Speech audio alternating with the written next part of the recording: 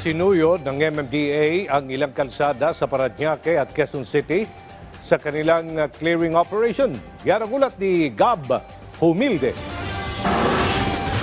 Nagsagawa ngayong araw ang mga tauhan ng strike force ng Metropolitan Manila Development Authority ng clearing operation sa Merville sa Parañaque City laban sa mga nakahambalang na mga sasakyan at ari-arian.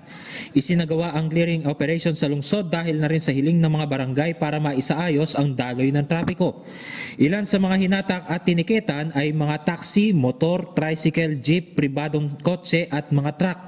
Damay rin sa operasyon ang mga trapal na ginamit bilang tabing sa mga bangketa.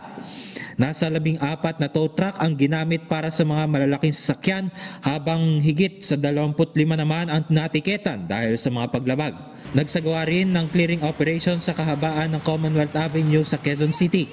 May nahuling 3 motorsiklo kung saan isa sa mga ito ay nakasuot ng tsinelas. Isang SUV at isang truck ang nahuli dahil sa kanilang paglabag sa traffic sign. Todo paliwanag pa ang isa sa mga nahuli ng MMDA. Galing ako sa Robinson, kakaliwa ako. Gusto ni Bossing, kakaliwa ako kagad. Paano kakaliwa ka? Busina ng motor.